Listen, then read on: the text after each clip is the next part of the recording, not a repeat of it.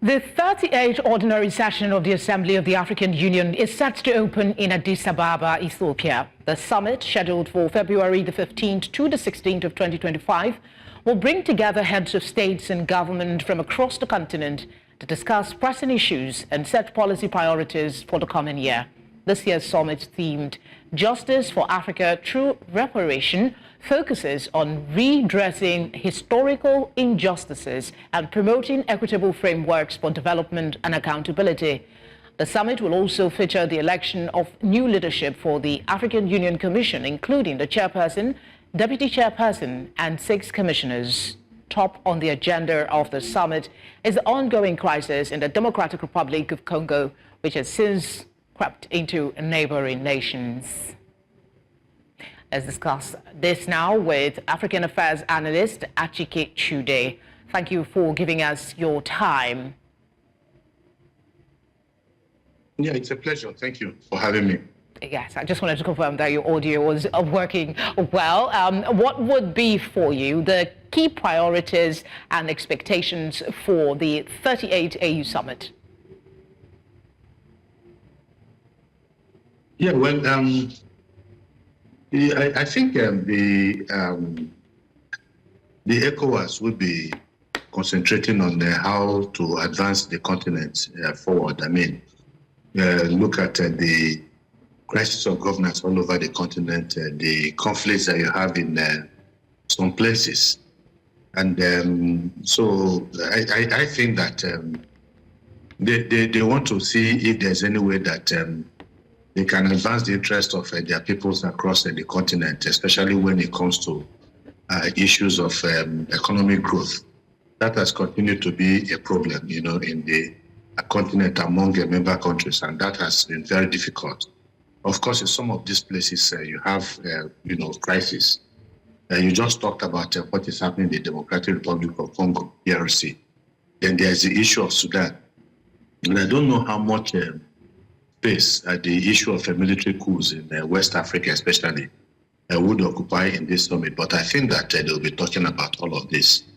So I think that the discussions will hover around them, how to solve some of the crises, especially the DRC, and then at the same time look for ways to improve on the economic development, reduction of poverty, healthcare, all of this, and then of course agriculture, how they can boost their fellow countries in these directions to see whether they can actually be more productive. These are issues. Of course, don't forget that Africa, when it comes to global productivity, Africa's input, to the global arena in terms of productivity is just about 2 to 3%, very abysmal.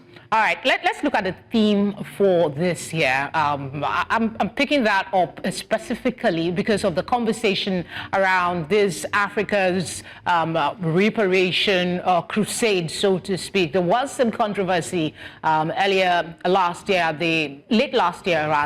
at the UN General Assembly.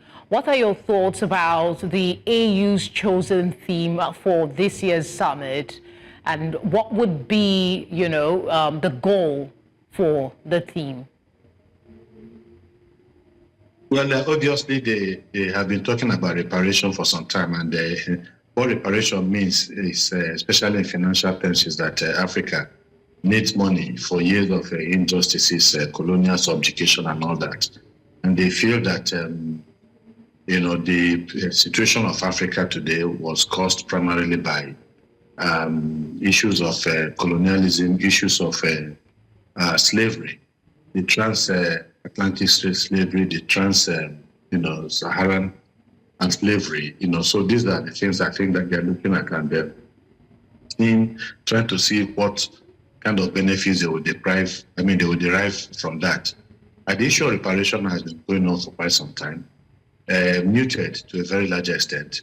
I think it was Nigeria's late Kashimawo Abiola that first brought the issue of reparation to the international spotlight. But obviously, the developed countries of the world who should be bearing the brunt when it comes to issues of reparation are very reluctant to touch it. So I think that that's going to be a tall order for Africa to even get to that level where they can actually begin to get a reparation. Don't forget that at the level of even the climate change, Africa is also making a case for monies.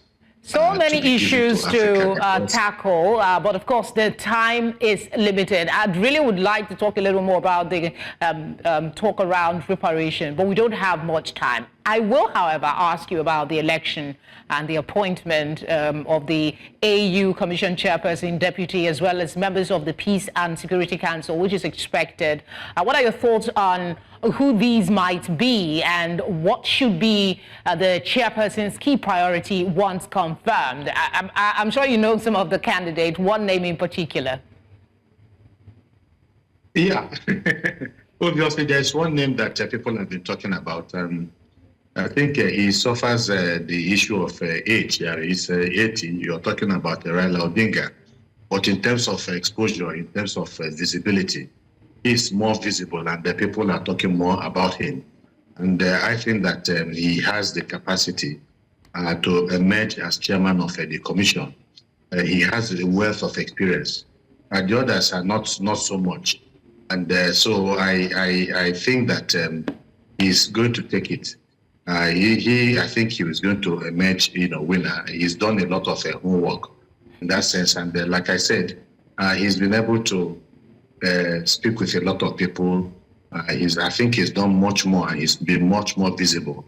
And I think has the capacity also for the job, apart regardless of the fact that he's about 80 years old, which could be a slight disadvantage. But regardless of that, I think that he is ahead of others.